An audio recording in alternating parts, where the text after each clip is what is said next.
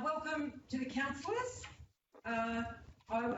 This recording and webcasting of the meeting follows now. Amendments to the Local Government Act of 1993 have allowed councils to meet remotely to assist them to manage the risk of transmission of the COVID-19 virus. In the spirit of open, accessible and transparent government, and to ensure this meeting is open to the public, this council meeting is being recorded and live streamed to the Murrumbidgee Council Facebook page. A recording will also be placed on Council's website following the meeting. I note that everybody is present, but are there any operational apologies or anybody else who hasn't turned up on the screen? If not, somebody like to move? Councillor Gilbert, seconded Councillor Churchman. Those in favour, please say aye. I'll put your hand up. Those against? Carried. Thank you. I'll move to the confirmation of the minutes of the ordinary council meeting of the 28th of April 2020. Somebody like to move that the minutes are a true and accurate record of the council meeting? Moved Councillor Bryce, seconded Councillor Smith. Those in favour, please raise your hands. Those against? Carried. Thank you. I remind the councillors of their pecuniary interest declarations. We are operating under the same level of responsibility. So to date, we don't have any pecuniary interest declarations. Has anybody got anything to offer? If not, we only note that, Julie. Yeah, we just note that no notices of rescission. We will move on to the mayoral report. As you can see in the business paper, although life is moving forward in a very different way, there is still plenty of information coming across our table. It would appear that our conscientious attention to keeping our community safe is proving to be worthwhile. It has been a challenge being in lockdown, but as the restrictions ease, we now hope that people maintain the basic procedures that have kept us safe to date. So the schools are returning, the small businesses are gradually opening, traffic movement is increasing, so we all must remember to be vigilant and mindful so that we can keep our communities safe. We have had various webinars facilitated by Local Government New South Wales with guest speakers. It's a very good way of keeping us abreast of the advocacy platform that Local Government New South Wales provide, and keeping us abreast of the initiatives like the JobKeeper initiative and things like that. We have a legal resource that comes on and chats to us about different responsibilities. We've linked into some different other webinars like regional development webinars, sustainable economic growth in regional Australia seminars, all identifying very clearly that during this period of isolation and lockdown, while business is continuing as normal, it is our responsibility as an organisation to be shovel ready and able to take up any stimulus initiatives that come across our table. I'm sure that's occurring. So it's our hope that the management and the people that work with them are well abreast of these opportunities, because there are many coming across our table. We met with Ranjo Board last week or the week before, and they presented their budget, which the General Manager will speak to in a little more detail. We also spoke regarding the Water Committee Subcommittee of Ranjo and the position paper they are putting together. It's a really valuable document and it will be a great advocacy tool moving forward. It's not judgmental, it is just a solution-driven document that is in place to ensure that there is water and there is opportunity for diversification, innovation and adaptability into the future. The group that have facilitated and made that water position paper happen are to be congratulated. It's a great document that will come across our table very soon. The Murrumbidgee Local Health District continue to have teleconferences to us on a weekly basis.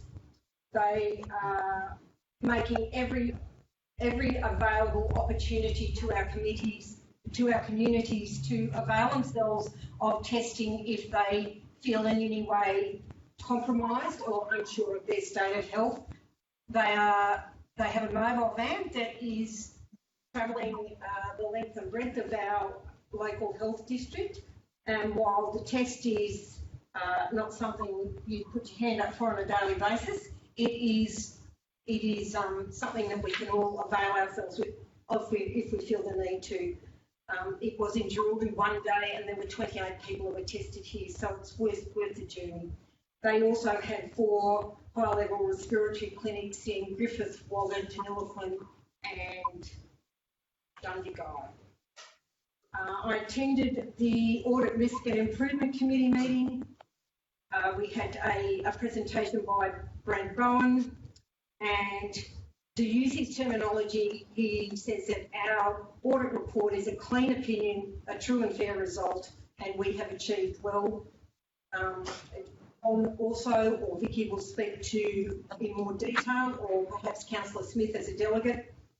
So while we have a long way to go in harmonising, implementing and getting ourselves operating at full throttle, we are moving slowly in the right direction, and it is our hope that as our level of familiarity with the system in place increases and our resources are grown, we will be able to move forward at a better rate. And that's about it. We had Melinda Pavey, the Minister for Water, was actually involved in a local government webinar last Thursday, but I actually had family commitments, I couldn't listen to it. So John may be able to fill us in a little bit more because he listened to that. Again, in my opening address here in the Merrill report, I thanked the staff for the great way they are moving forward, continuing to deliver our services, keeping our communities safe with the cleaning and the messaging and the positive reinforcement of the messages that are given to us directly from the state and Commonwealth governments.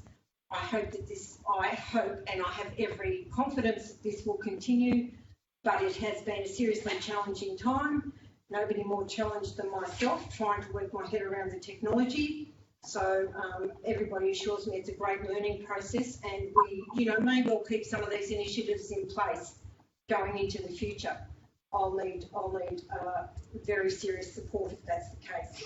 So thank you to everybody. Are there any questions of my mayoral report? If not, somebody like to move? Move Councillor Churgwin, seconded Councillor Smith. Those in favour, raise your hand, please. Those against, carried. Thank you. We'll move on to item number 2, the delegates report, and we have an item here from Councillor Pat Brown. Councillor Brown, have you anything to add to this? No, I'd just like to move that report be accepted, and just to remind everyone the committee remains active and we're fulfilling our role to prevent spray drift. Any issues, let me know, please. And that report is moved by Councillor Brown, seconded Councillor Black. Any further questions from the floor? No, I'll put the recommendation. Those in favour raise their hand, please. Those against, carried. Thank you. Item 3, we will move to the General Manager's report. John. Thank you, Councillor McRae. Just in relation to the mobile testing for COVID-19, Darlington Point is this Saturday, the 30th. So the van will be at the car park behind the health centre there, I believe. So if anybody's thinking that you know of that needs to go, they'll be there on Saturday. So just in relation, COVID-19, as we know, the relaxations that are coming forth, and even since writing this report, there's even been more relaxations that are going to come into effect on the 1st of June, opening campgrounds and hotels with 50 people in them and so on and so forth. So we had the ability to be able to have this meeting we have today face to face. Just at the timing to be able to set it up, we would most likely need to be in Jerilderie. We need to set up the tables a little bit differently to be able to comply with all of their social distancing. But we'll start work on that so that the next council meeting, or even the budget meetings that we have, or the special meetings, or maybe even the workshop for the budget, we'll be able to facilitate in the Jerilderie chambers going forward from today. The projects, the only one I've been, I haven't sent you the last round of photos of all the projects that we've got out. Ben sent them through to me, so I will distribute them this afternoon, of all the ones that we've got going, from Yama Hall to things like that. One little issue that was found at the boat ramp in Darlington Point was some of the levels. So they've gone back to the designer, and the designer's working out the levels. So if you've seen that they've stopped work, they're working out levels or whatever, and then they'll be coming back to start work again soon enough. Maybe somebody else has got a little bit more information than that. But that's just what the message that I've got. So the designers are working with the contractor to get the appropriate levels so they can get started back to work. The only one that I've got attached is the Brolga Place. The changes to the awning or the veranda and everything else like that, going back and forth since when I took it over at the March last year, it would have been. We come to some design elements by about June, July, put them to the business houses and the chamber. They selected a one to move forward, an option to move forward, and then they come forth with a differing option, which was to put solar panels on the roof and things like that. So we explored that to the point where, without holding ourselves to account on anything, we've developed a tender, which you've got in front of you, that I'm recommending that we go to the market for, and it's got design and construct elements in there, so they can see what the preference has been from the community or from the business houses. We can see some of the landscaping and everything that was done in some of the reports before, and so we're putting it out to tender for both the business houses and the council chambers area for the new roofing section under a design and construct. So with approval today, we'll have it out to the market fairly soon, and then we'll have some options back which we can work through from there. It was just getting, I thought we just needed to draw a line in the stand so that we could move forward, because we were just going back and forth with consultation, back and forth, back and forth, back and forth. So this way we'll have a number of different ideas with less than parameters wide open. The Young Street subdivision, part of a report in the information paper later on in relation to the connection of Young Street and Bridge Road, and also I've requested that an item of a late item be attached towards the end of the meeting, an item without notice in relation to where we move forward with the original subdivision, or we try and plough through with the modified one. So we'll be able to talk about that a little bit later along those lines. The organisational structure review, with the possibility of being able to hold meetings of larger people, probably as early as August. That I've revised the time frame for September for that. So between now and the June council meeting, I'll have some further options to council for feedback in moving forward to that.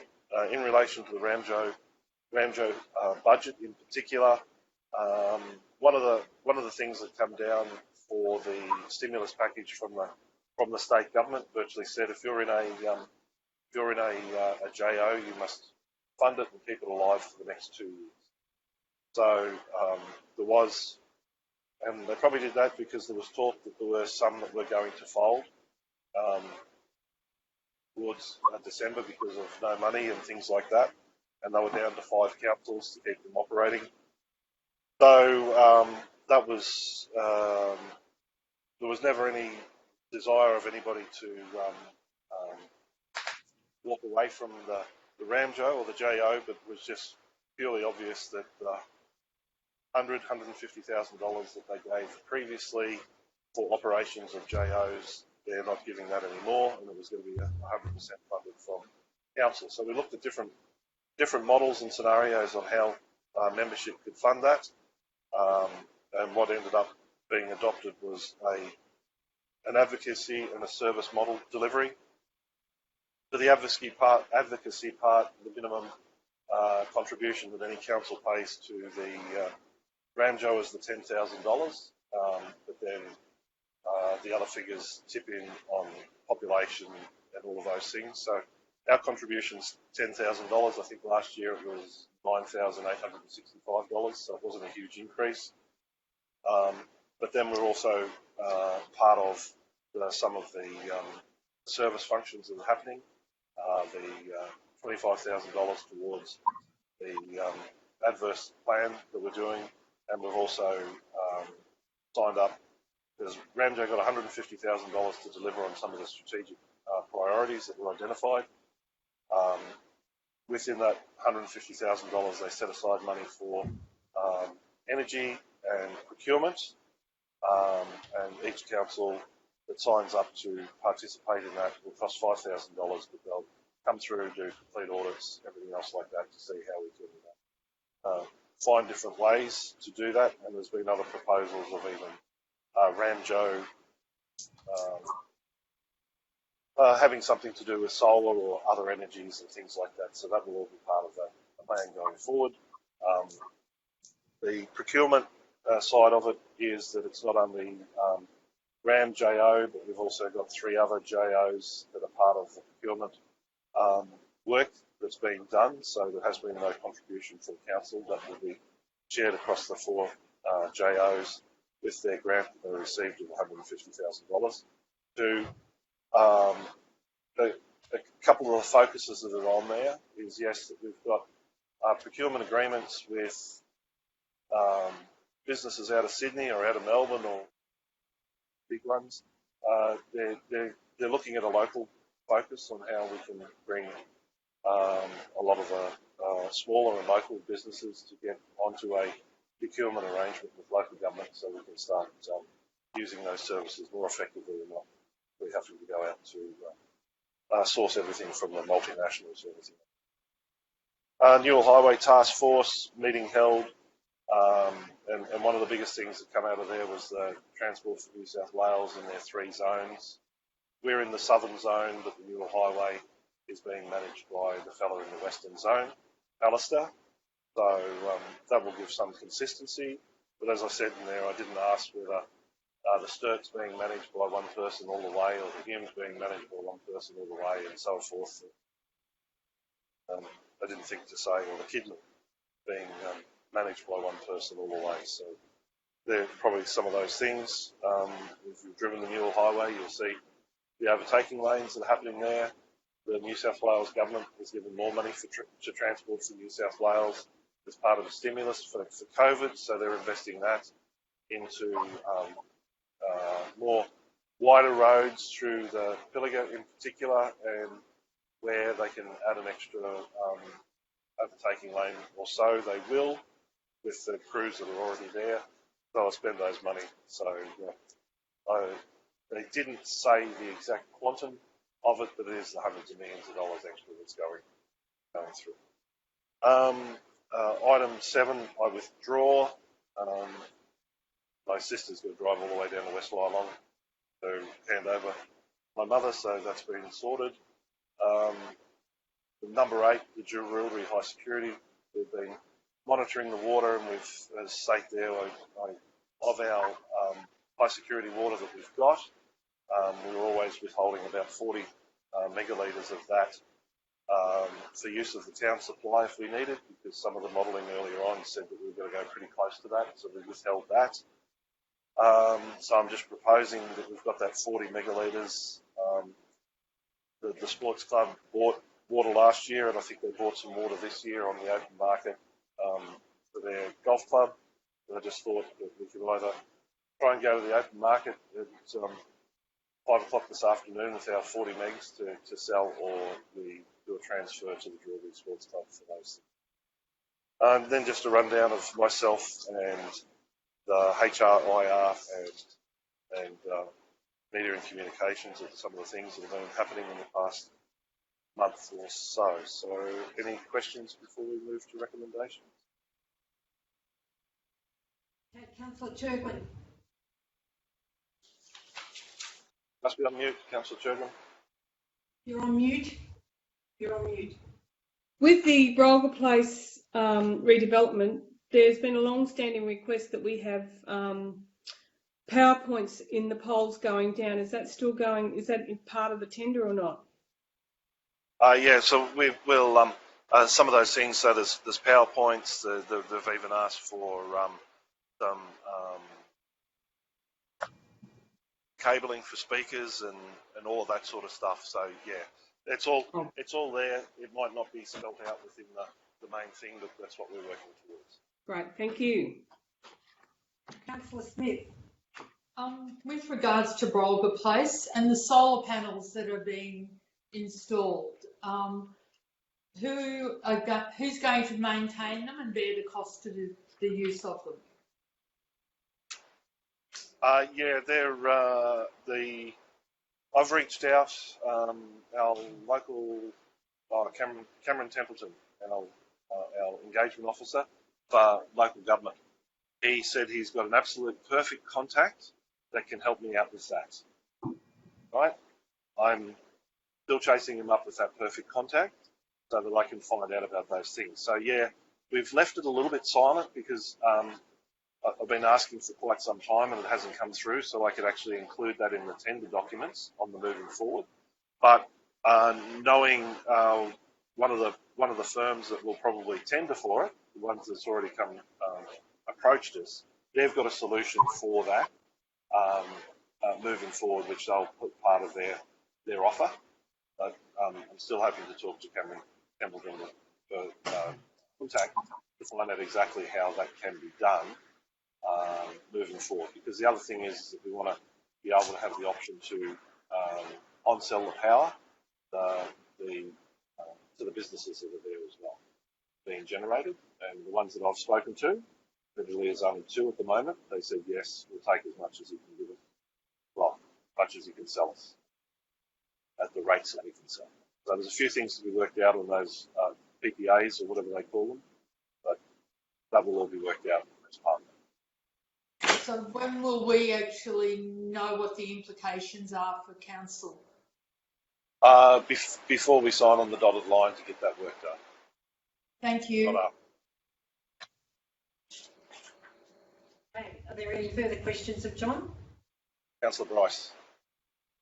I can't see Councillor Bryce. Sorry, John.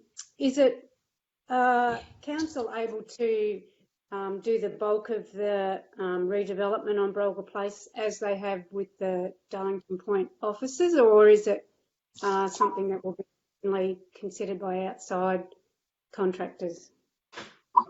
Well, see, a lot of the scope is going to be the construction of the new veranda, the demolishing of the new veranda, the construction of the new guttering that's got to go onto the business houses to get rid of it. Will be the drainage and the concrete work that's associated with it. I'd probably consider that that'd be best to left all for one contractor to do. And then at the end of the day, we can go in and put in the trees and the shrubs and a few other little things like that. I think if we let one contract, we'll get it done by the one person, we'll get it done a lot quicker. Not necessarily a lot quicker, but they'll be able to schedule things and not have to worry about trying to fit in with other people. And then what else we have to do with landscaping or whatever at the end of the day, we'll be able to come in. There's a lot of big mechanical work. That's a lot of stuff. Letting it to go all at once. Councillor Smith? I was just wondering what the anticipated budget was going to be for staff training next year. You've alluded to it already.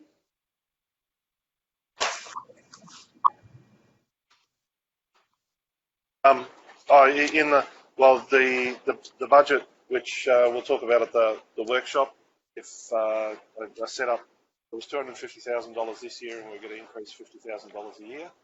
And I know on the 10-year forecast that Vicky has kept those numbers in, so next year it'll be 300, then 350, then 400, and so on, so forth in the next 10 years of the long-term financial plan. That's what's being presented. Councillor Brown. Thanks, Madam Mayor.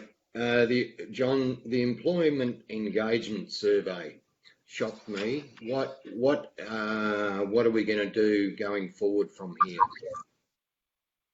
So yeah, we've already sent out, as everybody would have alluded to when they read the employment engagement survey, that you would have seen that both from the comments and from the some of the numbers, that clearly communication is the number one issue that's considered there. So we've identified that. We've said that to the staff, that this is the number one issue of communication. So that's the first thing that we're tackling, is our communication moving forward. So we've actually in the throes, we've requested some specific information, because I want to know exactly where the communication breakdown is, so that we can actually put a proper plan forward. Is it a communication breakdown between the general manager and the staff, or is it the manager and the staff, the overseer and the, where is it, or the other way? Is it a communication?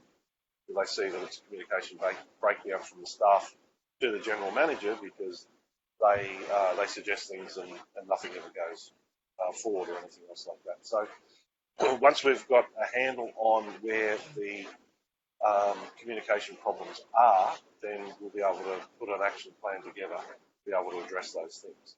And with some of the other things that you saw there that you mightn't think that are communication, there is a huge element in it. So we're not banking that this will fix absolutely everything, but some of those other little things that they've said or whatever, the good communication both back and forth will alleviate some of those issues, or put them further into perspective to be able to nail down even further how we can address them. So that's where we're at the moment. The other thing that was within there was a lot to do with the organisational structure. So that's what we've got to move forward on as well.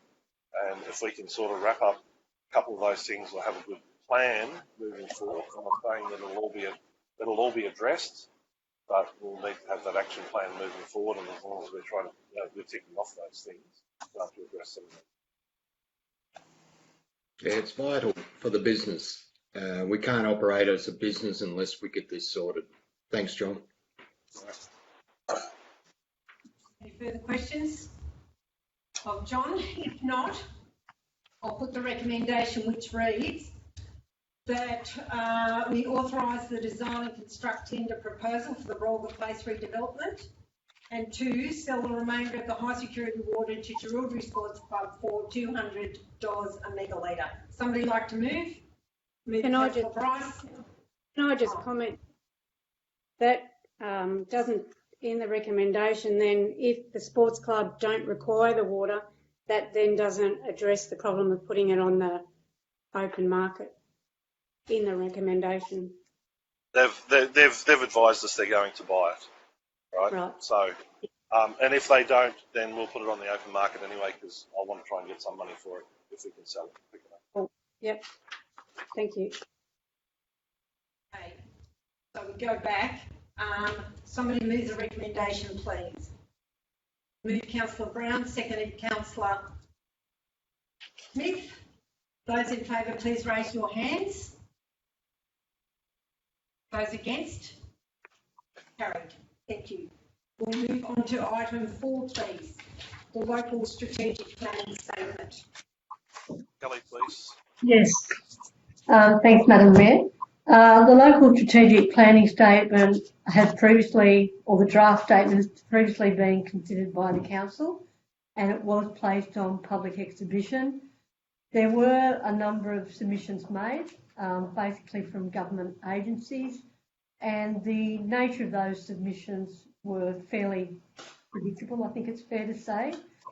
in association or generally relating to their core functions and objectives. So really the recommendation is that council now adopt the local strategic planning statement and it be forwarded to the Department of Planning.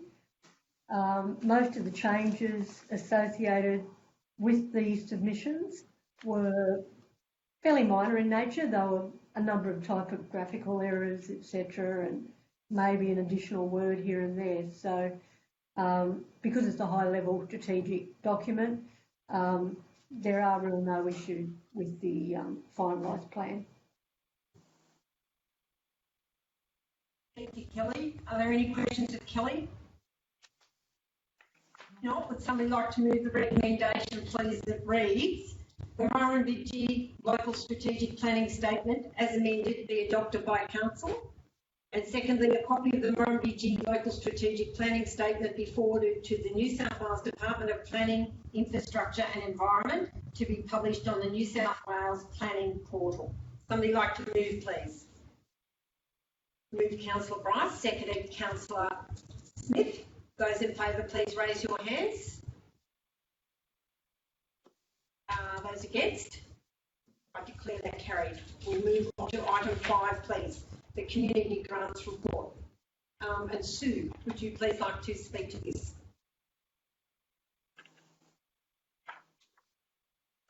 Sorry, with the council community grants, we have $20,000 available to allocate.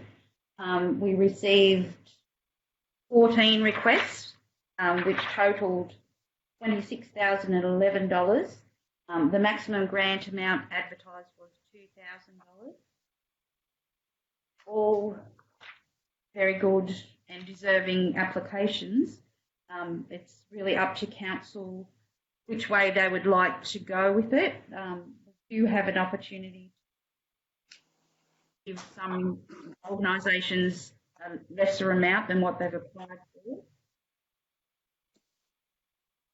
I don't know if you had... Yes, Mr. Black. Thank you very much. Items 5 and 6 are both grants. Hello? Yeah, keep talking.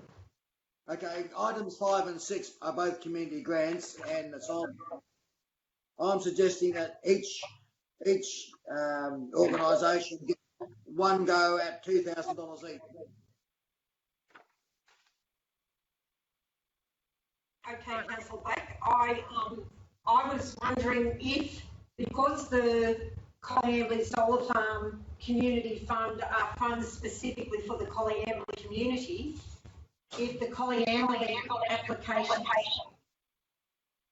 I've got no problem with that. I think that's an excellent idea. Moved across to the Collyambley Solar Farm Fund, and then the others could come out of the Community Grant Fund. What do people think about that? Everybody is legitimate with their funding, and this way we can support every organisation. We're getting a considerable amount of feedback, so I don't know what's going on in your houses, but if we've got multiple things being used or whatever, could we be mindful of the feedback, please? Sue, have you got something to contribute? I just wanted to say that with the Collyambley Solar Farm grants, within the Memorandum of Understanding, it's not specific that they have to be spent in the Collyambley region.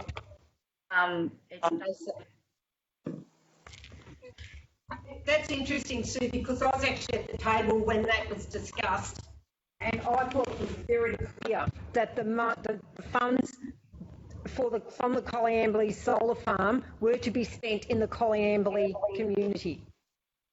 That was the understanding, and further dialogue with those people involved, I thought that was made very clear. I think, but it's not. Doesn't appear.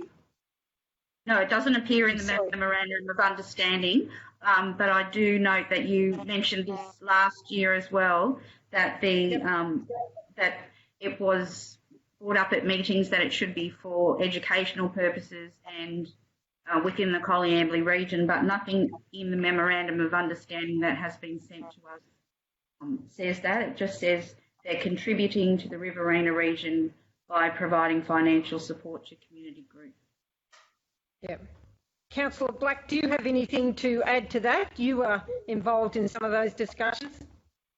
I believe it is for the community, and I have, as you suggested, you put the Coleambally ones in the solar farm bucket. Everybody gets $2,000 each. Couldn't be fairer. The Coleambally Solar Farm grants is $20,000, but each year $10,000 goes to the experimental farm.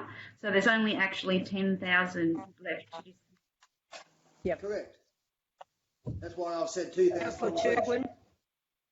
Councillor Turgwin. I just think, given that the Taste Coleambally Food and Farm Festival isn't going ahead this year, I would take them out.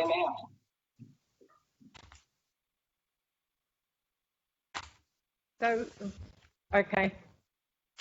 Why did they apply? I'm surprised because, just at least the advertising in the Murrumbidgee Trails, because that's not even up and running yet. It will be soon. Yeah. Oh, okay. It'll be out, so it'll be part of this, and it'll have a couple of years' life. So it all depends what their advertising will be. That would be longevity. Yeah, okay. Has anybody given a considerable... Is there some way we can fix this feedback, because it's delayed and it's coming back at us all the time? Okay. Well, has somebody had the foresight to work their way through it and see how we can best service the communities with this? Councillor Bryce? Just to say, butting in and causing a lot of people talking, I'll just go with what we had our meeting about yesterday, Ruth, and let you speak to that. Okay. Well, when I was trying to work our way through this, because I was under the impression that the Coleambally funds had to be spent in Coleambally, we sort of then worked backwards, so that if we looked, we looked at these in their entirety. The first one for the Coleambally Central School, I actually didn't think was applicable for school uniforms. I don't think we should be providing money for people's school uniforms. I don't. That's just my personal opinion. What's the opinion of the people at the table? Could somebody speak? Councillor Turgwin? I can't hear you. You're on mute. I agree with you. I don't think the uniforms should be part of this, because I think there's other things we need. Okay. Is that the consensus of the people at the table? Yep. Yes. Yes. Okay, we'll remove that one. The Coleambally Darlington Point Junior Rugby League Club for training and safety equipment came in at $1,941. I thought, in my opinion, I thought that was worthy. What do the people think? Yes. Yes? Yes. Can you please say yes or no? Yes. Raise our hands. Okay. The Country Education Fund of Coleambally Darlington Point. No. Is it our job to contribute towards an education fund? Aren't they funded separately through another funding opportunity? Can somebody give us information around that? Okay, the whole thing with the Country Education Fund is just done on donations, full stop. Yes, and do they get recurrent donations? Yes, they do. Bendigo Bank, raffles that they run. I'm not sure about Lions and Apex, whether they contribute. Did you have some information to contribute to that? I was just looking for their application. I think they actually give up to $30,000 a year, so they do get donations from different organisations. But if you're going to recommend that we use some of those Preambly solar farm funds for that, we could take it out of the council grant fund. Remove it from the grant fund. Yep. So move that across to the Colliambley solar farm one. Is that what you're recommending? That, I would think so, yes. Yeah, definitely. Okay. The Colliambley Preschool Association Incorporated outdoor kitchen at $900. Yes. Leave that in. Right, okay. Now, Cypress View Lodge here have an application here and one under the solar farm grant funding too for an internet server, and I think the all-up cost of that was $5,200, and they had applied under both opportunities. Sue, do you have a comment here? Yes, they've actually, that's two separate applications. The first one was for an internet server, and the other one was for another server for server hardware and licensing for the actual Cypress View. Okay. So they were two separate. Would somebody like to speak to this, please? Councillor Churgwin. I'm in two minds about this, but I do understand with the lockdown how difficult it's been for residents to communicate with their loved ones. And on that basis, I probably agree that I would like to see them get it if there's no other way that they can get it. Any further comment? Councillor Brown? Yeah, thank you, Mayor. I definitely support the solar farm 3,000 application. I'd like to support the other one, but depends where we get to. Thanks. I'm sorry, what was the second part of your comment? The $2,000 they're asking for under the other one. Yeah, we're getting feedback, aren't we? Oh, it's just dreadful. It's almost impossible to work out what's being said in here. So sorry. So you're recommending that, yes, the 3,000 out of the solar farm, and if there is any more out of the community grants one? Yeah, if it's possible to give the other one, I would support that. Yep. I think bearing in mind that with all of the funding opportunities that have come across our table in the last couple of years, Cypress View has not received a lot of funding. So it may be an opportunity to support them in this regard. Okay, we'll move to Darlington Point Land Care, replanting of the trees. Would anybody like to speak to this? Yeah. I found this application pretty light on. Councillor Gilbert, did you have a comment? Yeah, I was talking to a gentleman yesterday about this Darling Point Land Care.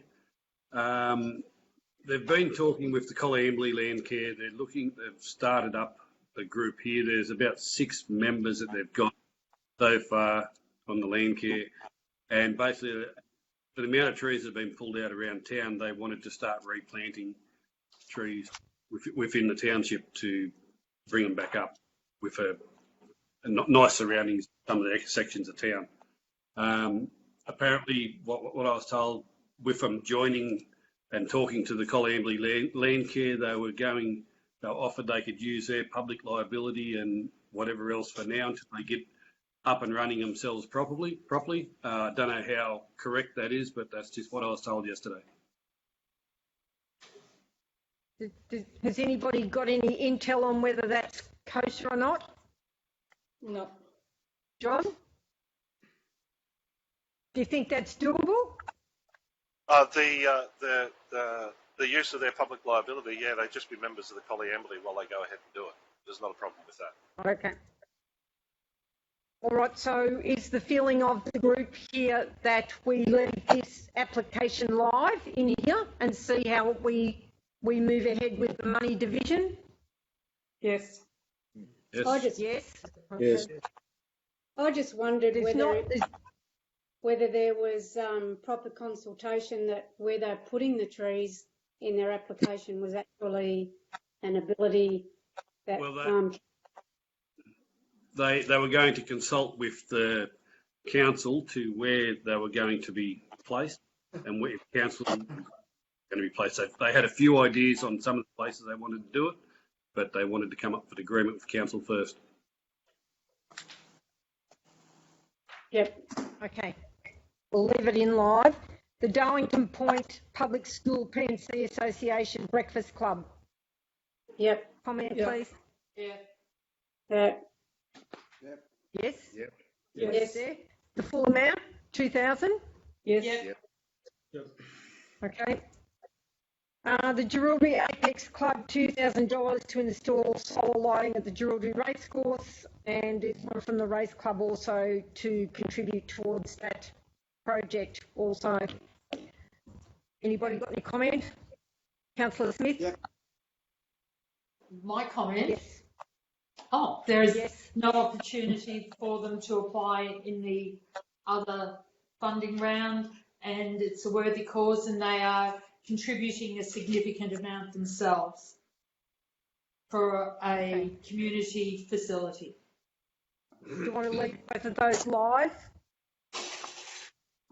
Jerilderie Preschool and Kindergarten Incorporated Smart Board. Yes. Yes. Okay.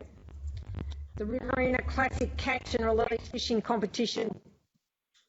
Yeah, that's a $2,000. big contributor to Darlington Point for their fund for their fishing classic.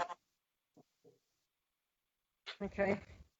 Um, The St Joseph's Councillor, I can't see you, Councillor Smith, is it you talking? It was me trying to wave my hand, yes. I was just going to say, in consideration, now that the Darlington Point Land Care Project has come into consideration, when we were discussing the possibilities for funding, we had considered perhaps not the full 2,000 for items 11 and 12 at a reduced consideration. 11 and 12 would have to have a further reduced consideration now if the rest of the projects were to be considered, unless we're going to take Taste Collie completely out of the equation. If there's no Taste Colliambly function this year, we would not be allocating $2,000 to the Colour Run and 50 Mile Meal, would we? No, because we don't even know if the colour run would go ahead. It's not at this stage. No, I wouldn't allocate 2,000 this year because we're not absolutely sure what's happening. So, Well, didn't they say it's been cancelled this year? it's cancelled this year. Yes. So you don't actually need the money for the Colour Run and the 50 Mile Meal this year, but No. you could keep in the funding equation $1,000 for advertising in the Murrumbidgee trails. Yes. Okay, so we remove that. The St Peter's Primary School Colliambly goalposts for the sporting field, would we move that to the Colliambly Solar Farm funding? Because it's in there too. So they've got two applications. They've got 2,000 out of the community grants and 3,000 out of the solar farm grants. So would you Go solar farm grant.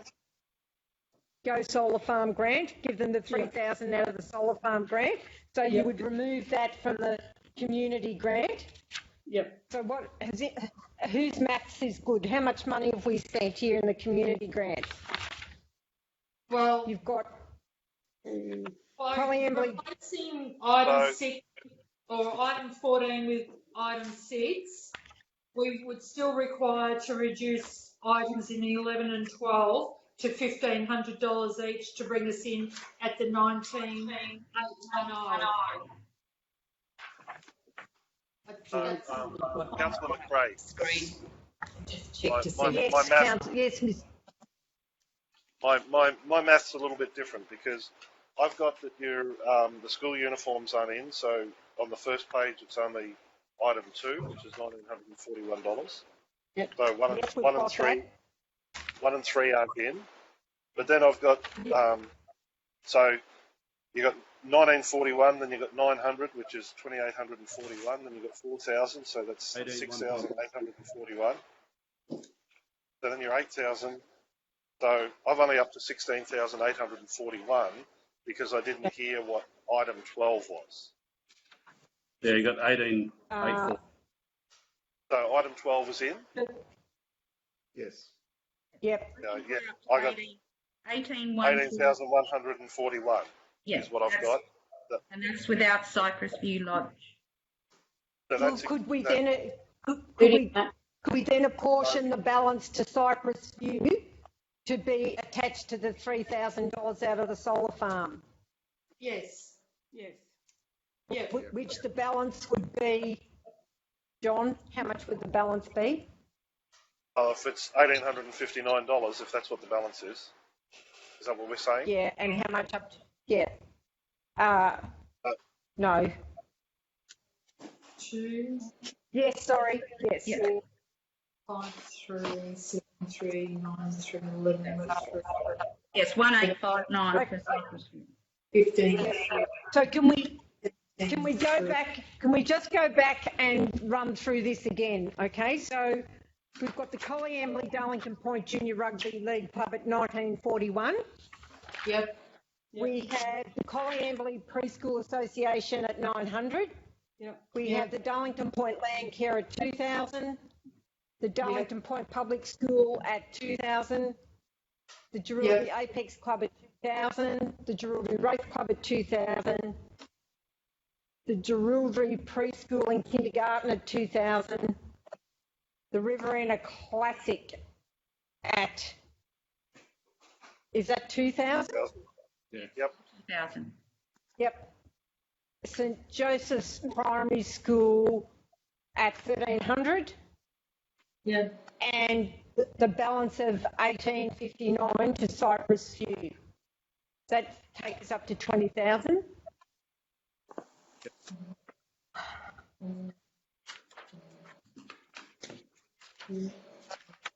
No, mine takes me up. No, you've still got money left over. Yep. 1,000 on maybe left over. Julie tells me that we've still got $2,000 up our sleeve. Yep. Well, Did we say St. Peter's? Sorry. did we moved the St Peter's to the 3,000 from the solar farm. We were going to give them $3,000 from the solar farm grant. Yeah. So they weren't included in that.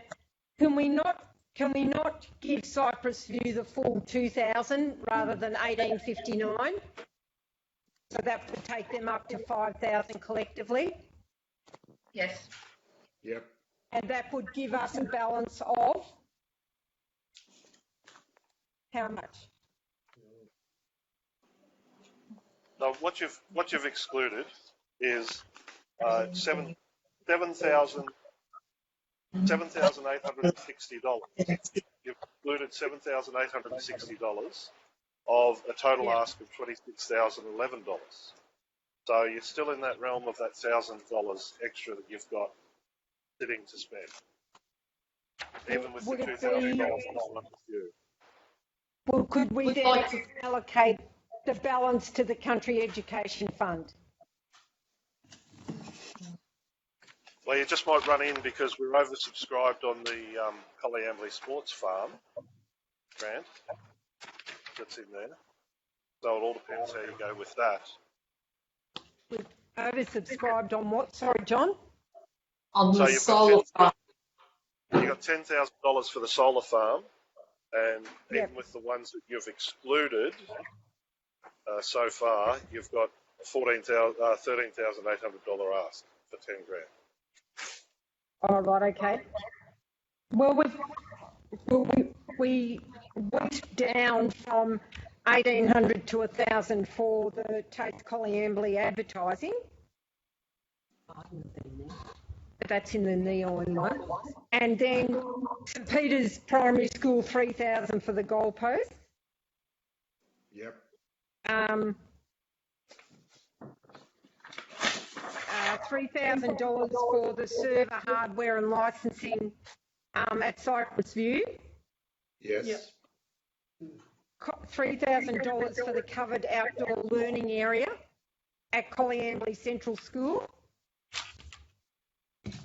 So how much money have we spent there? That's 10. That's 10. Well, that's done. So that means there's no money going to the Country Education Foundation. You're already Apex. Yes, is it? No, didn't we have money left over out of the 20,000 for the Country Education Foundation out of the community grants? Okay, so that's the $1,000. The extra goes to that, to the balance. But Yeah. you take out the $3,000 out of the scholar fund. Yeah. How does that sound? Do you want me to read it? Okay. Julie, can you slow down a bit? Okay. For the community grants, Collyambley Darlington Point Junior Rugby Club 1941, Collyambley Preschool Association 900, Darlington Point Landcare 2000, Darlington Point Public School P&C 2000, Jerilderie Apex Club 2000, Jerilderie Race Club 2000, Jerilderie Preschool and Kindergarten 2000, the Riverina Classic Catch and Release Fishing Competition 2000, St Joseph's Primary School Jerilderie Social and Fundraising Committee 1300, Cypress View Lodge 2000, Country Education Foundation 1859. That's for the community grants. And then the solar farm ones are, right. Oh, we haven't got there yet, but I'm thinking the solar farm ones are Collyambley Central School P&C for their outdoor covered area 3,000. Yes. The Cypress View Lodge 3,000 for the server hardware and licensing. Yes. St Peter's Primary School, Collyambley for the Gold Coast for the sporting field. And $1,000 for Taste Collyambley and the advertising in the Murrumbidgee trails. Yes. How does that sound? Yep. That sound fair? Yes. Okay. Do I do these item 5 and item 6 together, or do you want them done separately? Separately. Separately, okay. For item 5, we've read that and everybody seems on board with how we've allocated the funds. So the recommendation will read that the funding recipients under the 2019-2020 Community Grants Program be determined and advised. Be as listed. Be as listed. Okay, somebody like to move the recommendation, please. Move Councillor Gilbert, seconding Councillor Smith. Those in favour, please raise their hands. Those against? Carried, thank you. We'll move to item 6. And these are the funds available through the Collyambley Solar Farm Community Fund, and they read as follows. Cypress View Lodge, Collyambley Central School P&C, St Peter's Collyambley and Taste Collyambley to the total of $10,000, and the recommendation reads that recommendations for funding recipients under the 2020 Collyambley Solar Farm Community Fund be determined by Council and presented to the Collyambley Solar Farm for endorsement. And they read as follows: Cypress View, Collyambley Central School, St Peter's Collyambley and Taste Collyambley. Somebody like to move, please? Move Councillor Brown, seconded Councillor Curfew. Those in favour, please raise your hands. Those against? Carried. Thank you. We'll move on to item 6. Thanks everybody for that engaged conversation. That was great. We move to item 7, which is the minutes of the Audit, Risk and Improvement Committee. John, are you speaking to this? I can if you wish, or if Councillor Smith wishes. Or Councillor Smith. Sorry. Okay, Councillor Smith.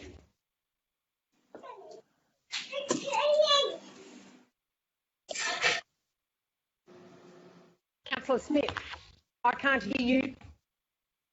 You're on mute. Sorry, I was Just wondering who the infant was screaming then, that was all. This meeting, as was alluded to in your Mayor's report, Brad Bowen from Crow Hawk was pleased with our result, which he said was a clean opinion and a true and fair result.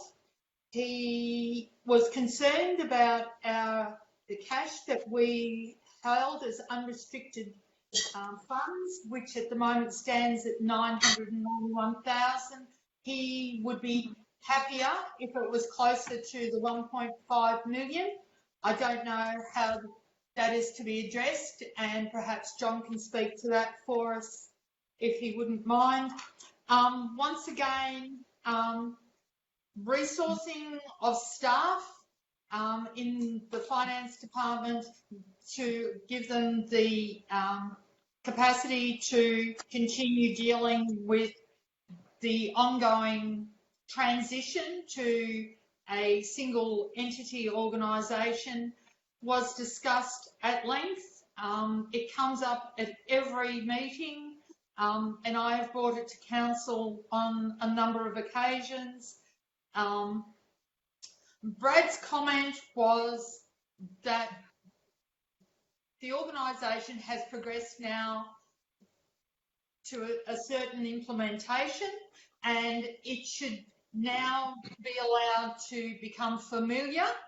As was alluded to by Vicky at the last council meeting, over the next 18 months or so before we look at implementing the additional components of the new software program.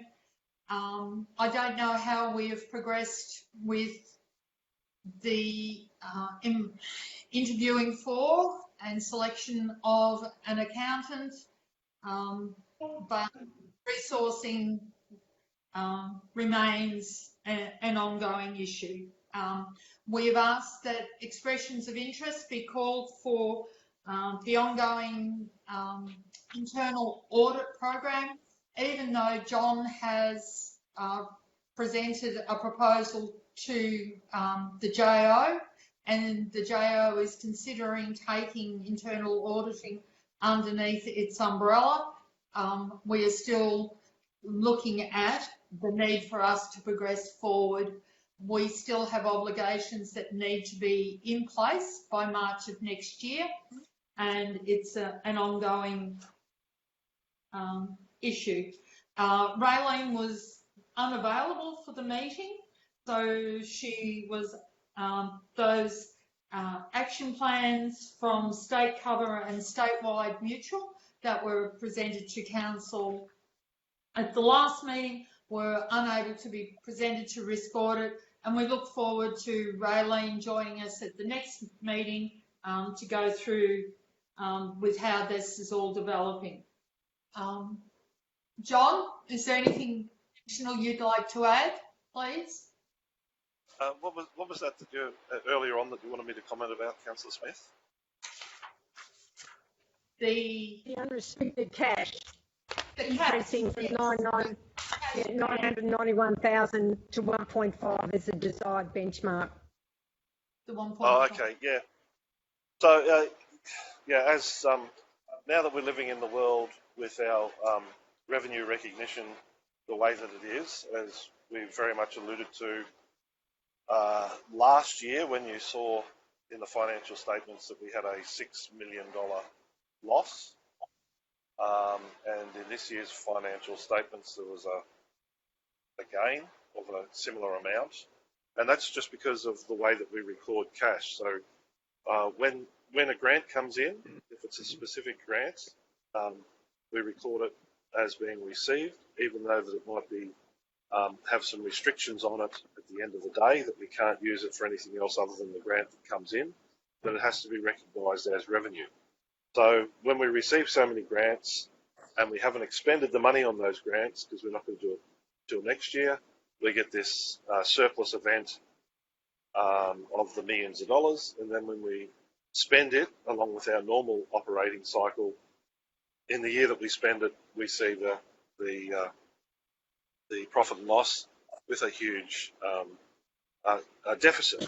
So when you see those sort of things, you have to turn to a different area of the financial statements, namely the cash flow and the balance sheets, and you look for certain things like what's your restricted cash. So what have we got restricted in things like long service leave provisions or annual leave provisions or those sort of things. What have we got restricted for particular grants that we have to expend? What we've got restricted in Section 94 contributions or so on and so forth. And then at the end, once you've accounted for all the restricted cash, you've got unrestricted cash, which means that's what your operating revenue is. So last year, we had unrestricted cash of around about $1.6 million, I think it was. I can't remember what it was. But then this last year, or the last statements you've got, is $991,000. So that means that in operating our business, we used the $500,000 more than we restrict. We spent $500,000 more unrestricted dollars than we received. The auditors say for a business like us, we should be aiming at around about $1.1 million to have there and sit there as a good little benchmark of considering what our unrestricted cash should be to give us some sort of solvency in this world when we have to determine our revenue onto our profit and loss statement as and when we receive it, just so we get a benchmark. So in our budget workshop coming up, we've specifically identified those numbers so that council can see at a quick instance what's restricted and what's unrestricted cash, even what's projected from adopting the budget. And if you can recall, one of the things that I put in with some of the COVID protocols, COVID-19 protocols, was in that vein of trying to keep as much of the unrestricted cash as we can and to spend the restricted cash as a priority. So looking at our works programs and things like that, to spend those grant monies that we have to spend, do that now so that we can keep our unrestricted cash in case times get a bit lean. Stop spending money on the plant and equipment because we've got a budget figure of $2 million. We've got a reserve of 1.6 million, for instance. So that means we'd be digging into our own cash of 400,000 and things like that.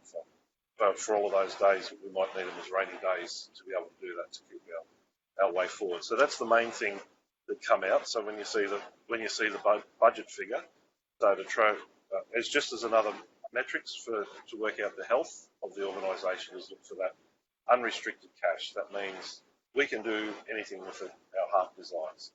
And if that's healthy at around about that 1.5 or more, then things are pretty good. So that's that answer in relation to that. I actually specifically asked a question about the accounting position because we have a preferred applicant to offer the job to, but before we offer the job, this accountant and his family is visiting the region because we've been doing everything over the video link. This weekend, he and his family are coming out and they're meeting with Vicky and Alan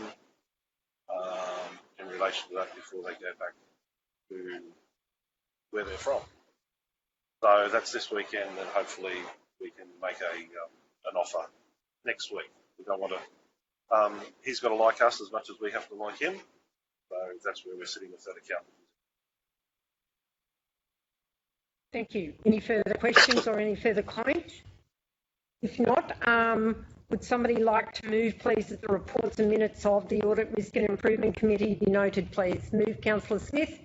Seconded, Councillor Kirby. Those in favour, please raise your hand. Those against? Carried. Thank you. Item 8, please. Thank you, Councillor McRae. Don't have Vicky on the line, I don't think. So it's just the monthly cash and investment reporting for noting. That's all. If there's any questions you want need to take back to Vicky or questions or whatever, we'll get them back to you as ASAP. Are there any questions arising from item number 8? If not, would somebody like to move the recommendation, please? The council note the monthly cash and investment report containing the bank balances and the schedule of investments as of the 30th of April 2020. Moved Councillor Churgwin, seconded Councillor Wells. Those in favour, please raise your hands.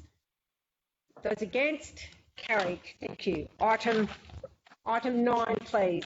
The Tiddylick wetland land classification. Kelly, are you still on the line? Kelly might have gone into that internet hole. So not to worry. In relation to item number 9, just conversations around the reclassification of the Tiddylick Westland from to go through the process of going from the community land to the operational land. I think it's self-explanatory within there. The recommendation is for noting, but it's up to council if you have a desire to proceed with this either via council resolution or via the LAP process, or if you request further information and report to go into a one to be adopted, then it's at your call. So I'm seeking direction from Councillor McRae. Okay, I'll open item 9 for discussion. Does anybody wish to lead the discussion or offer any opinion or ask any further questions, please?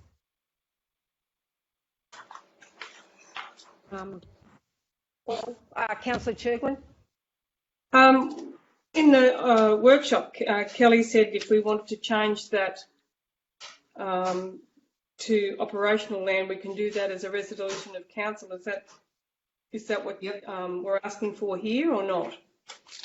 Yeah, that can be your resolution to change it to operational land with the resolution, which will instigate the notification to the public and everything else like that. So we have to sit on it for a while. So it would be that council proposes to change this land from community land to operational land, and seek the public. Julie will write something up quite easily, but you know what I mean. The go to public consultation before it comes back to council for final ratification. Or if you can just hold your horses a bit, we'll create something. So, John, could you repeat what you just said, please? Yeah, I'm just that council.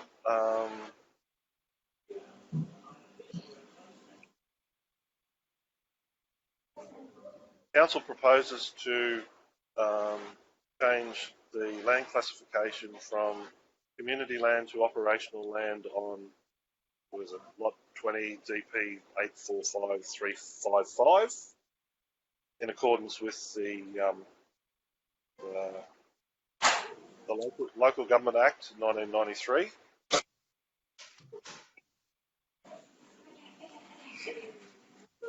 And proceed with public notification in accordance with, I think it's probably section 47F, but you'd have to look that up or ask Kelly. That's what I was hoping she was online. And proceed with public notification of clause. Yep. John, this is what Julie's created, that the classification of the Tiddylick wetlands be changed from community land to operational land in accordance with the Local Government Act of 1993, and public consultation be undertaken. Yep. That, Gavin? I'll move that. All right, okay. So, did everybody hear that, or do you want me to repeat it again? No, I heard it. Everybody's happy with it? Okay, Yep. Well, I'll put the resolution. Those in favour, please raise your hand. It was moved by Councillor Gilbert. Would somebody like to second that? seconded by Councillor Kirby. Those in favour, raise your hands, please. Those against? Carried. Okay, thank you. We'll move to item 10, please. It's the Finance Manager's report. Yep. Any questions? It's just a rundown of her month in isolation. No. Okay, are there any questions of the General Manager regarding this Finance Manager's report? No? If not, would somebody like to move the recommendation that the information contained in the Finance Manager's report be noted? Move Councillor Curfew, seconded Councillor Bryce. Those in favour, please raise your hands. Those against? Carried. Thank you. We'll move to item 11, please. The Manager of Planning and Environment monthly report. Just similar. Any questions? Are there any questions regarding this report, please? If not, would somebody like to move that item 11, the Manager of Planning and Environment monthly report, the information contained in the Manager Corporate and Community Services monthly report be noted? It's not corporate and community, is it? It's actually planning and environment. Yes. Got it right. Yeah. Sorry. Yeah. That the information contained in the Manager Planning and Environment monthly report be noted. Somebody move Councillor Gilbert. Is that right, Gavin? You didn't want to ask a question? Just one question on the complaints. There's one for car junkyard. One we've always had issues with within Darlington Point. Hopefully that's been up again, because it's probably the worst it's ever been. And I went along there the other day, and there appears to be sewage running out the back of it. So there's raw effluent where they've actually dug a trench through the back and dumping out to the levee bank area. If we can have that looked at also through the Environment and Planning Manager. Yep, for sure. We'll take that information on notice, Gavin, and John will move that on to Kelly for action. Thank you. Yeah. Councillor Brown? I can't hear you, Pat. You're on mute. Sorry. On projects, waste audit and landfill environmental management plan. That brings us to the Collie refuse pit. What's its life after the contribution of the solar companies dropping all their gear in there? Could Kelly have a look at that and come back to the next meeting? It is an issue. We need to do some planning for the future. Yeah, and that's what's being undertaken with exactly what you said. I can't guarantee next meeting that should have that answer to you, but we've got similar issues with our landfills that are all being addressed at the same time. Thank you. Right, so that was moved. So it was moved, Councillor Gilbert, seconded Councillor Bryce. Those in favour of the recommendation that the information contained in the Manager's monthly report be noted. Those in favour, please raise your hands. Those against, carried. Thank you. Item 12, please. Sue, you the still Manager. on Sue? None.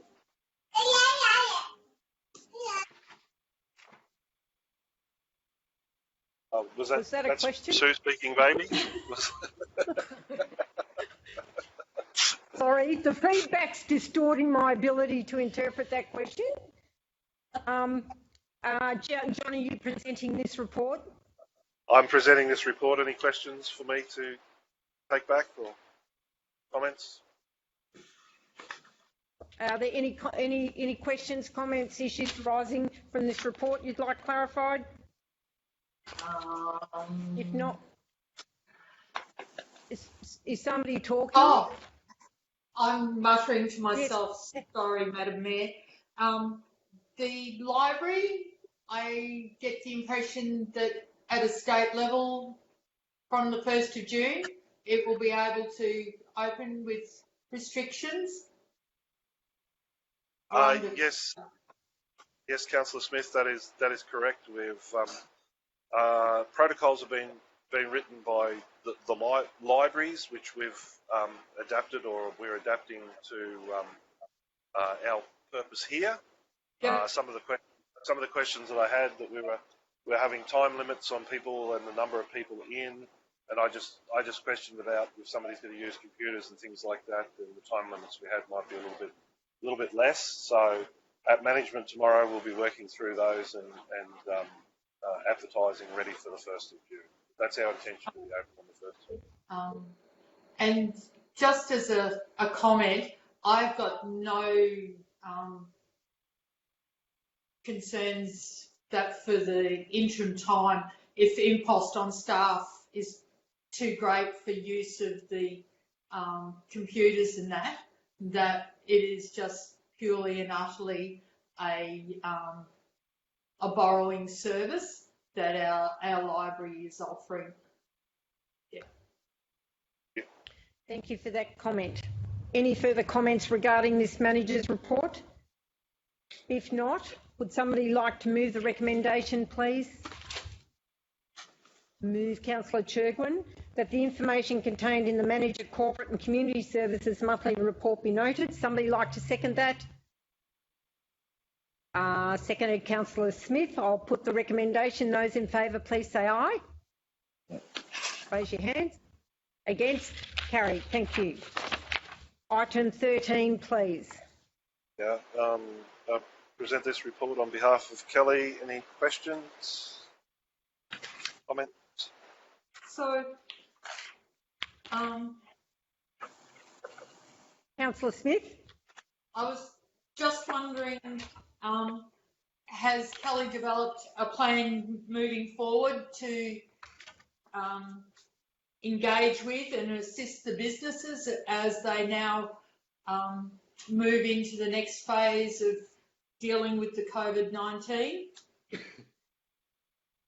There's been a number of businesses that Kelly has rung and spoken to and things like that on asking on what assistance that they're looking for, what they're wanting from council, and we've been monitoring those things, but it's been fairly low impact, or I should say, they're seeking a lot more clarification on things. Like even we had when it was first opened up to allow 10 people into an organisation, and then they're saying, does that 10 people is just the ones that are sitting down? Can we still do takeaway? Can we still do a lot of those other little things? So there was probably half a day or so or more before they come to a fact that they can have the tables, they could still serve the takeaway. They just didn't want to break the rules because not one business can afford $5,000. So there's those sort of things. They're wanting just huge clarity, and that's what we're trying to get them, that huge clarity. Okay, how far away will that be in sort of coming back to the businesses then? Well, I can only speak of one. We had one business contact us about working, and we took that all the way through to the chief medical officer, and it took 3 weeks before we got clarity to say everything is fine. So some things can be really long, and other things can be super quick. Right? Councillor Brown. Yeah, just one point on that one, John. To simplify it for anybody concerned, have we got a phone number or a person, a point of contact that the business can ring to get the answers? Well, yeah, that's difficult because the questions that come to me, I put through Kelly Tyson to go through to speak directly to New South Wales Health, because that's more along the lines of how they can talk. But some of the things, and it comes down to, and what I've suggested to some people is have a conversation with your local policeman. He's the one that's going to be enforcing this at the end of the day. So if he comes around and he says, like, this is kosher, this is not kosher, or I'm not going to do this, or whatever, that's probably one of your biggest litmus tests that you've got. And if you're open in front with the local police officer and you have those conversations, then you're right. So, and we can do that in our small towns. We can do that. we just hope that guy in the Chrysler doesn't come rearing through Councillor McRae and start issuing things. Not likely. Okay. Councillor Sherwin? With the Murrumbidgee Trails visitor guides, are we any closer to actually getting something we can physically hand out to people about what we've got here, given that we're allowed now to holiday within the state? Yeah, they're still working on their June July deadline. They haven't changed any of those sort of things. They're still working on that deadline they had before that was designed right from the start. So COVID hasn't stopped anything from us getting those same deadlines and moving forward on. Councillor Smith? Is there any more information on the business Murrumbidgee setup? How is that progressing? On the what? This is the chamber. Sorry? The chamber. Yes, the business Murrumbidgee. Yep. The last conversation that Kelly had with me was very, very clear from the conversations that she's had with businesses that they're looking for an individual presence or a way that they can facilitate something within each town but still be part of the one whole chamber. So she's working through those issues in relation to that. She's developed the position description for the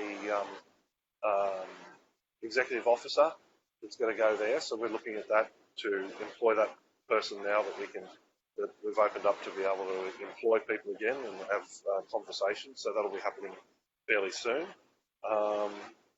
I think she even, I could be wrong, but she spoke about some people that were ready to sign up into the business, into the chamber or whatever it was. So they're the things that she is working through at this stage.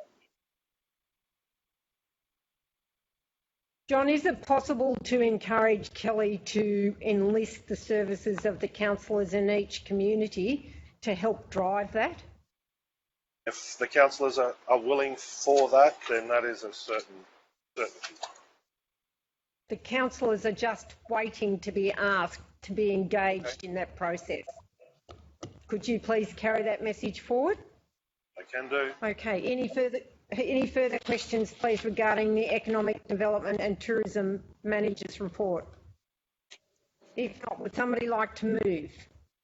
Moved, Councillor Black, that the information contained in the Manager Economic and Tourism Development Monthly Report be noted. Somebody second that, please. Seconded, Councillor Brown. Those in favour, please raise your hands. Those against? Carried. Thank you. Item 14, please. Operations Manager's Monthly Report for maintenance. Any questions, please? Are there any questions of this report, please? I'm assuming everybody's read it.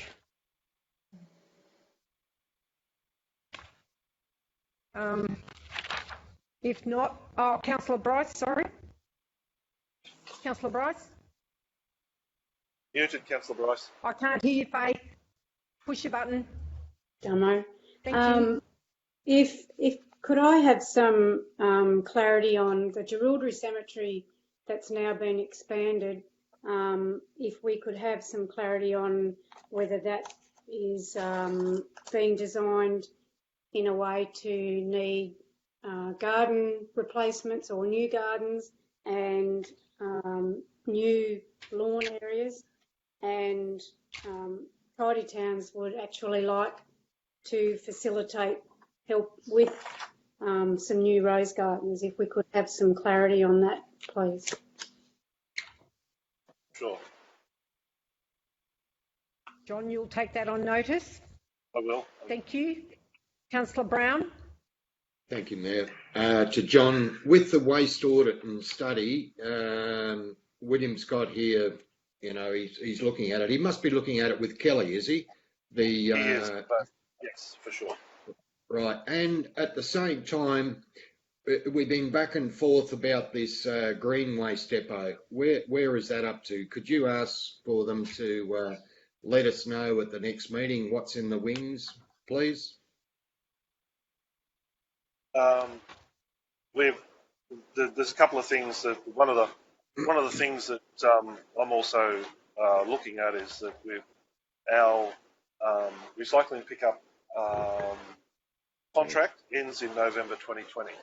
So we're looking through all of this waste audit. So Kelly's giving me a lot of information on the waste because we're actually looking at a three-stream waste pickup if we can, a curb, which is compost, which is recycling, and which is the landfill waste. We've been in contact with and found out the parameters for Wormtech. We're speaking with Currajong, who are the recyclers, and everything else like that to see which way we can put that forward. And we're hoping to have something in July in relation to that. With the work that Kelly is doing with the landfills, along with William, is finding out all of those things that you're just asking about, the green waste, the recycling depots and everything, particularly the one here at Jerilderie that is funded by the state government in part, and bringing them all together, as well as the how long have our landfills got, when do we have to build another cell. We were talking about that in the budget meeting we had the other day. Are we planning to build a cell this year, or is it the following year? And it looks like it's the following year based on what we've got. But all of this is coming out of all of that. But yes, your green waste at polyambly is included. Thank you. Any further questions? If not, would somebody like to move the recommendation, please? Move, Councillor Murphy? No. Did you Question. want to ask a question? Oh, sorry. Yeah, I'd like to ask a question of William, but obviously it's John. The parking safety at the Waddy Roadhouse in regards to the repair to the work that needs to be done there. Can you give me some feedback on that, please, John? No, I haven't caught up with William since he met on site with the people there at Waddy. Message come through and he met up with them. Would have only just been last week sometime, and I haven't heard back from him. So, but he's met with them on site, those issues. Okay, so it's underway. Thank you. Any further questions? If not, would somebody like to move the recommendation, please? Moved, Councillor Brown, that the information contained in the Operations Manager Maintenance Monthly Report be noted. Somebody like to second that, please? Seconded, Councillor Smith. I'll put the recommendation. Those in favour, please say aye. Say aye, put your hand up, whatever. Those against? Carried, thank you. Item number 15, please. Operations Manager Construction Monthly Report. Yeah. You're it, John. I'm it? Okay. You're it. Thank you, councillors. As presented, any questions?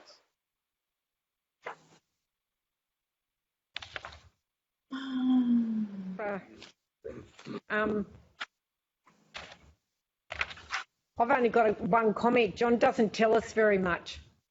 That's my only comment. So, are there any further comments? If not, somebody like to move the recommendation, please? Moved, Councillor Turgwin. Seconded, Councillor Black.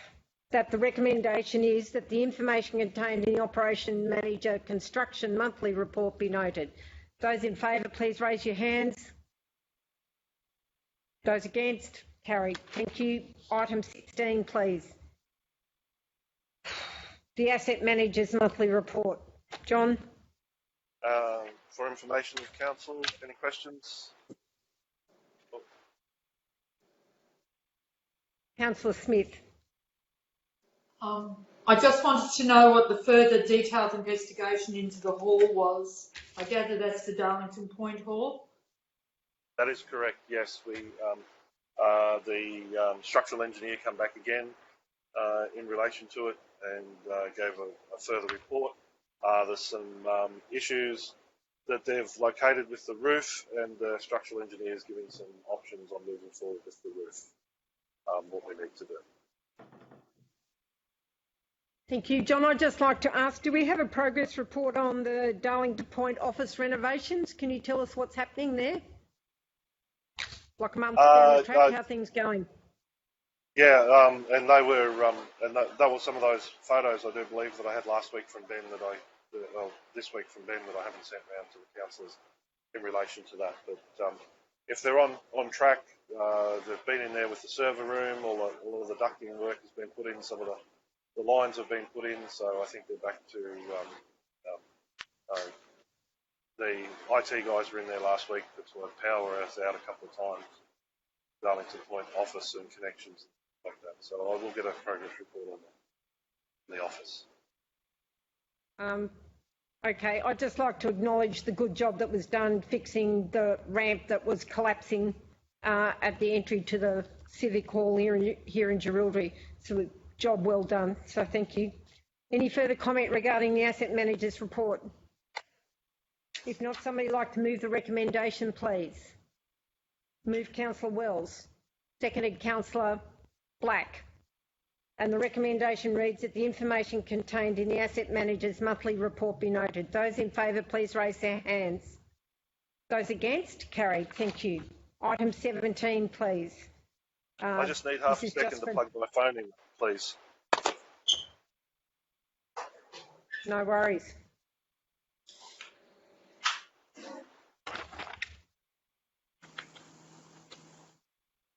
Oh. Back on channel? Okay.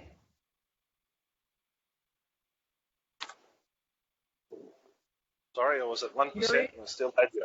Yep, all good. Oh, there you go. Item 17. Yep, as presented. Thanks, Councillor McRae. Okay. Somebody like to move? Move Councillor Churgwin, seconded Councillor Curfew. Any conversation around this report? If not, I'll read the recommendation that the information contained in the development applications approved under delegation April 2020 be noted. Those in favour, please raise your hands. Those against? Carried. Thank you. Item 18, please. Biosecurity report as presented. Any questions? Councillor Smith. Back in February, the biosecurity officers applied for a $258,000 grant, which they were notified has been declined. I was sort of wondering, A, why we were unsuccessful and how we are going to address a funding need that was applied for.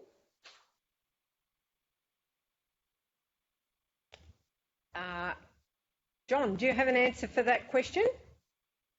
No, I don't. I don't have an answer for that question. Sorry. Would it have been opportunistic money, or would it have been a shortfall that's been recognised, or perhaps we can look into that and that can come back to us at the next meeting? For sure. Okay, thank you very much. Any further questions of John regarding the biosecurity report? If not, somebody like to move? Move Councillor Smith, seconded Councillor Brown, and the recommendation reads that the information contained in the biosecurity sale yards, truck wash and stock control report be noted. Those in favour, please raise your hands. Those against? Carried. Thank you. Item 19, please. Works in progress. John. Yeah, this is the operations section of the works that they've got in progress and what's ongoing. Any questions? Are there any questions of John regarding item 19, please, the works in progress report? No? If not, would somebody like to move, please? Move Councillor Black, seconded Councillor Bryce. I'll put the recommendation that the information contained in the works in progress report be noted. Those in favour, please raise your hands. Those against? Carried. Thank you.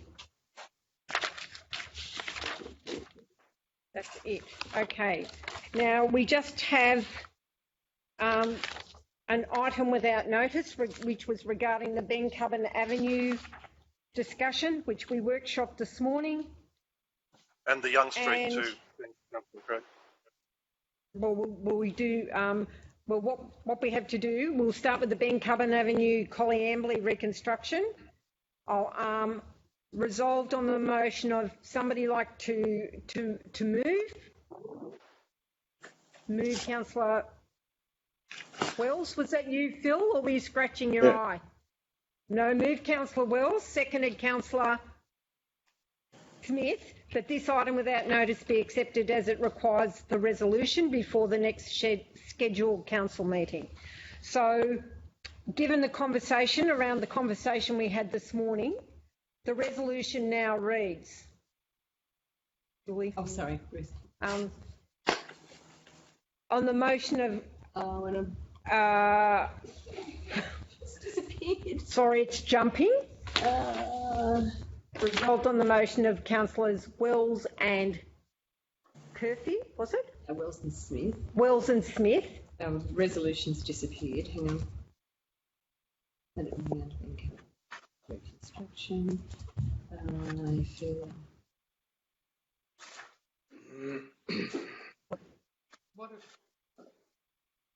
We're just bringing the. Pardon? We've just moved that we accept this item without notice. Absolutely.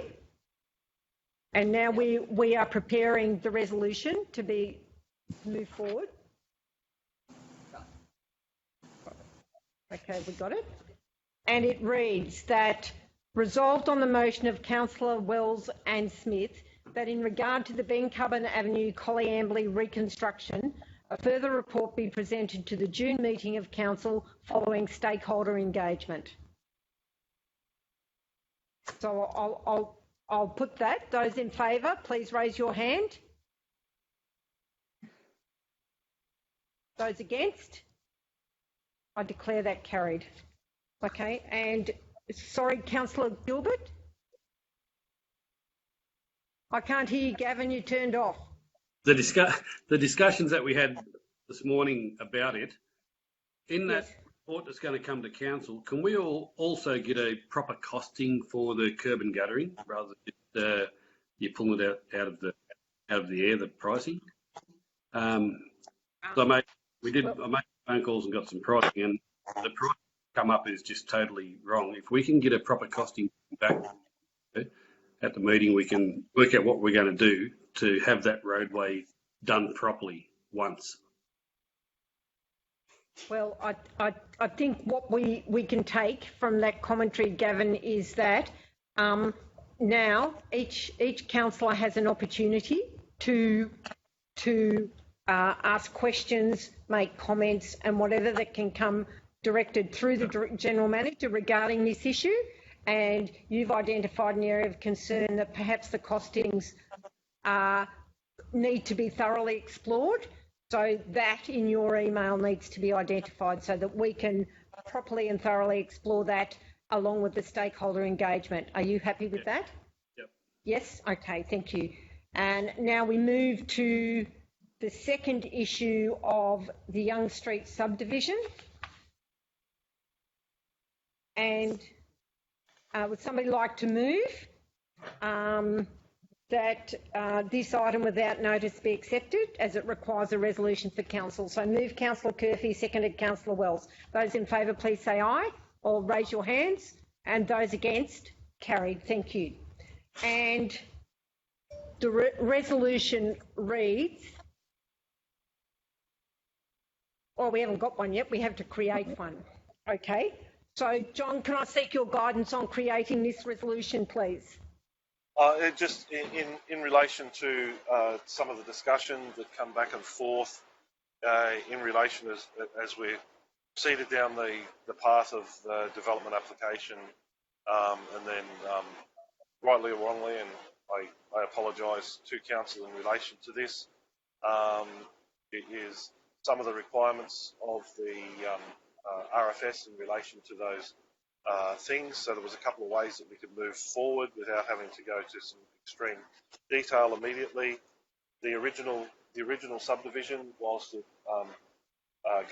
has its road going around the perimeter of the subdivision for the 56 lot subdivision, which has got development approval to proceed, or we can go through the process and seek exemptions to our new subdivision design with RFS.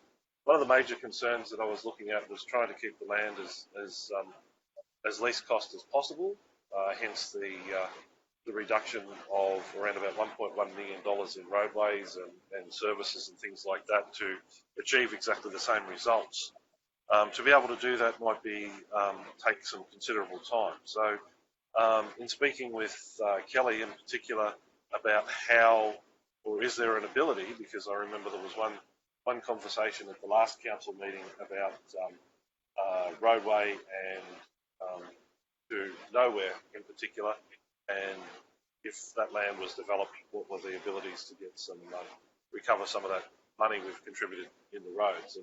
And Kelly has a process which we can go through in relation to that. If we set that area around the perimeter of this current lot that we own, there's going to be some certain restrictions. There's some crown land there, there's some levee bank, but there's also some usable land there that can be used for future subdivisions that we can pass, have a policy or a contributions plan that incorporates some of that cost of that road that can be attributed to that land if it should one day be subdivided and they access that, they use that road to access those lots and things like that. So that was one of the considerations in trying to reduce the cost of the subdivision, to try and get it down to a place where a lot more people can afford to purchase the land. So that would give us some sort of options. I haven't done any modelling on that. I don't know how much of the roadway that we could do. So in giving a lot of those considerations and some of the discussions we could have, or some of the plans that we could move forward, and some of the things that we could put forward to government, and then there's no certainty at the end of the day. I don't think there's many people around, particularly myself, that wants to drag this on any longer. We need to get in there and build that subdivision. Hence, the recommendation that I've put forward, and hopefully Julie's got that email that I sent through this morning or yesterday or whatever it was, with a recommendation that we move forward on the original subdivision. You got it? Any questions? We're just trying to source the recommendation that you sent through, John, yesterday. Is there any commentary while we're trying to source this recommendation? Councillor Curfew. Is Kelly on the line? Don't think so. You want me to jump back on? Yeah, because one of the questions I've got to ask, why isn't the levee bank considered as a barrier around the outside of that subdivision instead of an 8 metre sealed road? That sounds very really loose. Can I? Is it not a requirement, John, of the RFS that this impost will become part of the development? And sorry, Councillor Gilbert, but if you want to answer, Councillor Gilbert, and then I'll say. Yeah, what Robbie was just saying, I've had a bit of a study up over the last few days on it. Now, I spoke to an RFS employee, and they come back and told me basically, if with our levee banks that we've got around there, we've got a 20 metre buffer zone, roughly 25 metres. If we're going to put another 8 metre sealed road there, we're having over 30 metre buffer zone for a fire retardant. Now, the levee bank is always cleared, it's always maintained, it's maintained for vehicles to go on there for any issues, any maintenance. We've got a 20 metre buffer zone. Interference there? No,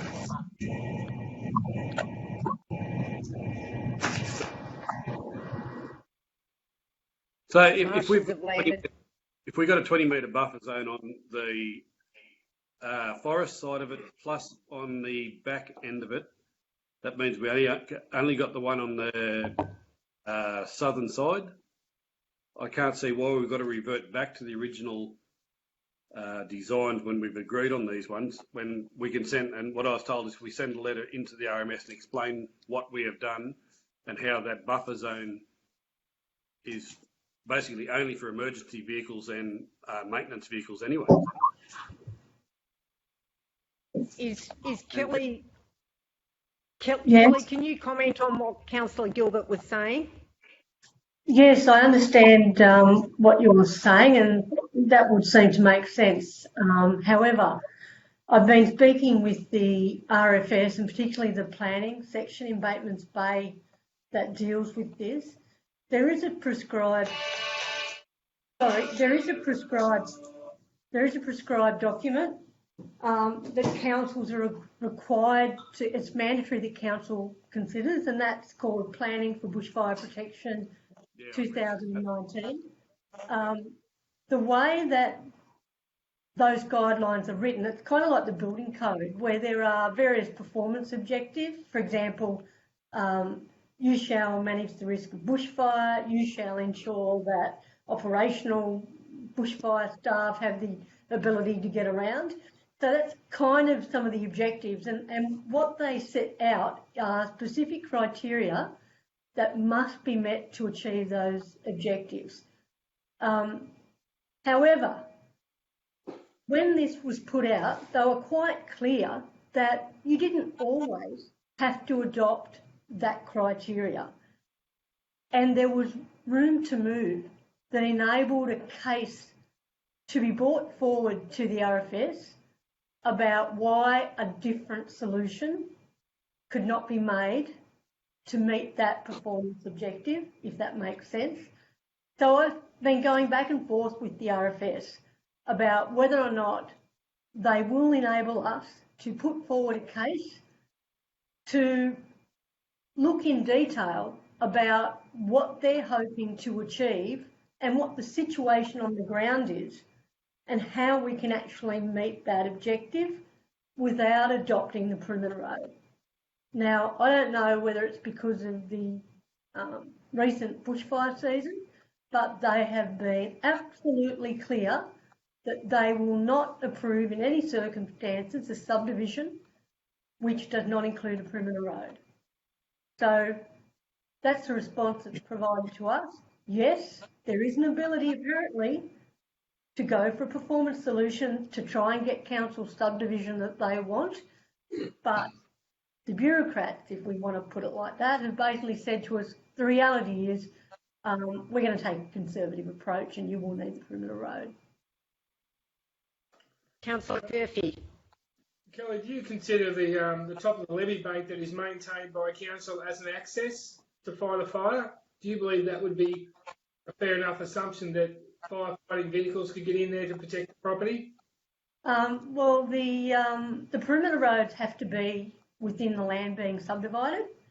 So in that particular instance, I think the levee to the north is generally outside but partly within the land, and the levee to the west is, I think, completely within council land. So that's the first issue. The other issue is that the acceptable criteria that the RFS want is an 8 metre, I think it's an 8 metre sealed road as a perimeter road from curb to curb. So the levee bank in its current form would not meet that requirement, and it would also need to be designed in a way so that it can take the typical load of a particular Cat vehicle. I can't remember what it is, and I don't know to what extent that levee's been designed to handle in terms of their traffic. Kelly. Councillor Gilbert. Yep. So when you read through the chapter 4 of the RFS guides, performance-based controls, they do say about the sealed roads, but then they've also got a section there where they're talking about basically the access for the vehicles only and the gating of those accesses. So can we not write a letter and say what this is? And you said that you had to have that perimeter around that subdivision. Any subdivision's got to have a perimeter around the outside of it. So what happens if the next one, if Harold Saxvik does his, the perimeter's inside our subdivision, what happens on his? Does he have to put a perimeter road around his too? So Well, yes, theoretically, yes. And sorry, am I able to respond to that question? I'm able to respond. Yep. Councillor Gilbert, the requirement is for every subdivision to have a perimeter road. So if, for example, you had quite a large area that might have been 3 or 4 land holdings, for instance, including councils, and there was a master plan for all that development, then you would sort of create the subdivision so that there is a long-term plan for a perimeter road around the whole lot, but on a stage basis, the actual subdivision itself, as it's developed, could also incorporate that perimeter road, and then as the land's developed, it would form part of, the other local roads within that subdivision. So it's a matter of planning that out first, how it will all work together. But yes, it doesn't make sense to have a subdivision, then a perimeter road, then a subdivision, then a perimeter road. So again, this is sort of why we try to, when we're planning residential release areas, we try to have kind of a long-term view so that, one, our infrastructure costs are reduced. Instead of going over 56 blocks, it might be over 150 blocks, for example. So, yeah. Councillor Curfew. The cost of $55,000 per block may be very prohibitive to what we're trying to achieve.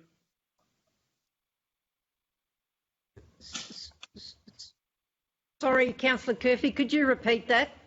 $55,000 per allotment is starting to get to the top end of what we're trying to achieve by getting numbers in this community. Yep, I think that's what we've already identified, Rob, is that's the market value. Councillor Wells? Yeah, I want to see the subdivision go ahead. This original, the original design that has now come back before council, I mean, that has already been past council and has got approval. It's my belief that this is a better design.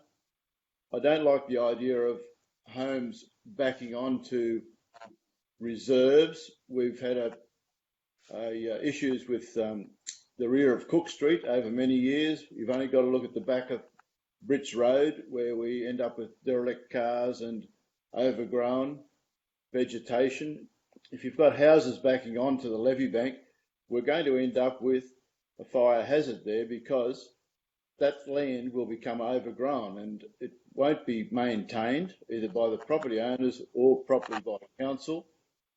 I believe that if you've got a home that is facing out into the nature or not facing another neighbouring house, I believe the ambience is a lot better, and I believe that those blocks will command a little bit higher price than the internal road blocks that whereby the front of each house is facing one another.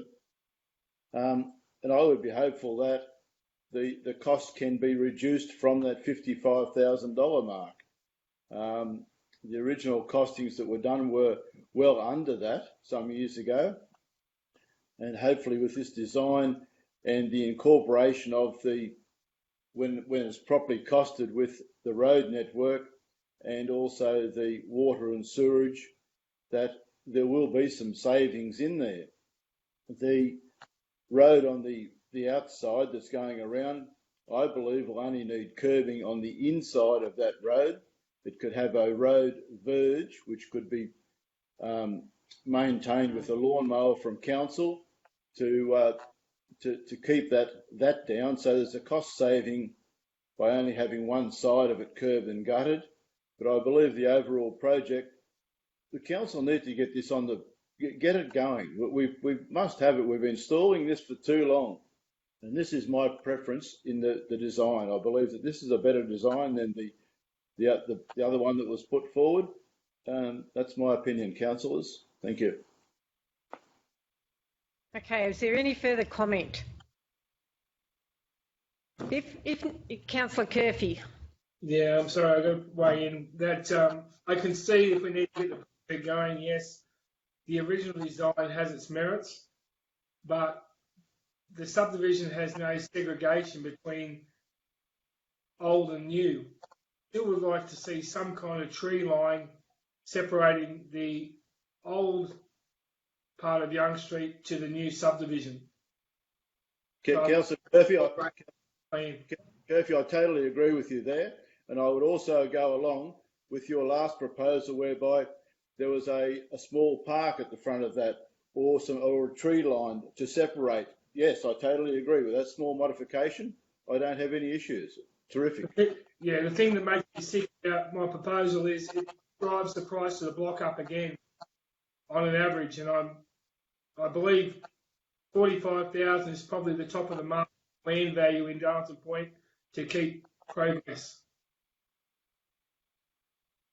Having listened to all of the conversation, which is very valuable, I think what council needs to prioritise at this point, which Councillor Wells has very clearly articulated, is that we actually need to make a decision and get this project underway. Now, as Kelly Tyson quite clearly articulated, the RFS is an unusual beast, all on its own. She has tried valiantly to engage with them, to get some rationale around these decisions that they've put in place, all of which are going to be almost monstrous to try and deal with after the fire season we've just had. So I think, as Kelly alluded to before, this already has council approval to go ahead. I was just getting there, Councillor Wells. Yes. So I think what we need to do as a council is we need to support this resolution to actually get the wheels moving, and I'm sure the aesthetic areas and whatever are something that can be worked with collaboratively to make the aesthetic attractive to the landowners and to the future developers in that subdivision. So is there any further comment? If there's not, I'd like somebody to move that we move forward with the resolution. Somebody like to move? Move Councillor Wells, seconded Councillor Curfew, that the council move forward on the construction of the original 56-lot subdivision at Young Street, Darlington Point. So I'll put that. Those in favour, please raise your hands. Those against? Carried. Done. Thank you. There being no further business, I will ask that we cease recording, please, Julie. Close the meeting. I'd like to close the meeting.